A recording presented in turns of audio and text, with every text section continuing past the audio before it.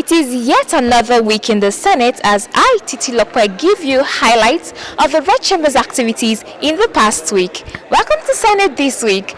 Since the importation of COVID-19, also known as the coronavirus, into Nigeria on the 27th of February, it has become a contentious discourse as public office holders meet and strategize on how to curb the spread of the deadly virus. The Minister of Health, Osage Ehanire, visited the Senate President Hamid Lawan during the week and disclosed that the Director General of the Nigerian Center for Disease Control, Chikwe Ihekwezu, was under self-isolation after he returned from China with delegates from the World Health Organization.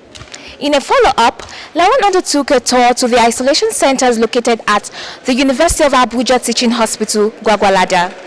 He lamented over the non-preparedness of the centers, which he said are not in good shape.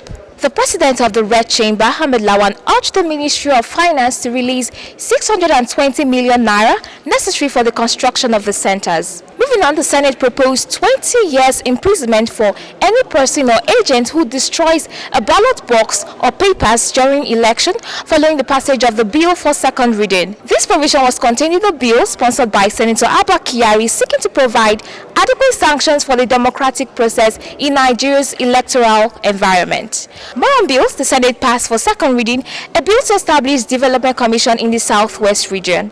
The sponsor, Senator Ibikule Amosu, noted that the commission will act as a catalyst to build the commercial and industrial potentials of the region. The commission will also receive and manage funds from allocation of the Federation for the agricultural and industrial development of the region. A public hearing on the bill titled Protection from Internet Falsehood and Manipulations, also known as the Social Media Bill, is set to hold March 9. Since its introduction in November 6, 2019, it was heavily condemned with views that it is aimed at limiting free speech and expression.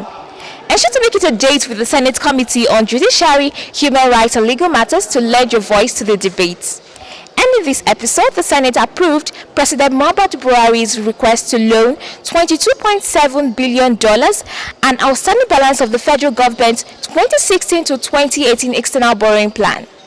President Buhari, on November 28, 2019, sent a request to Hamid Lawan-led Senate seeking for the approval of the balance of the borrowing plan, which the 8th Senate had declined. The approval was made despite dissenting voices in the chamber against some recommendations cited by the Committee on Local and Foreign Debts. Leading this opposition was the Senate Minority Leader, Eyinaya Abaribe, who traded words with the Senate President Hamid Lawan on the passage of the loan. Lopsidedness of projects, increased debt profile, and coronavirus were part of the issues raised to be considered before the approval. Here is what transpired.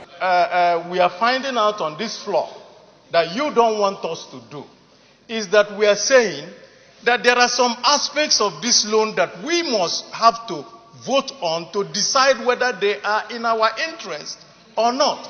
And the Senate leader had even confirmed with me and said that all he wants also, and he's right here, you can find out from him, that we accept the ones that will raise our economy. We have some issues with certain things inside here. The reason why reports of committees come to the General House is so that we can make our inputs into those things. Now, we want to make our input and we're being shut out. We're just being told either pass or not pass. And I think that that is not very, very good for the economy of this.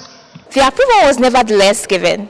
If you love these sessions, please like, share, and subscribe to our social media platforms available on the screen. From me to you, have a great weekend.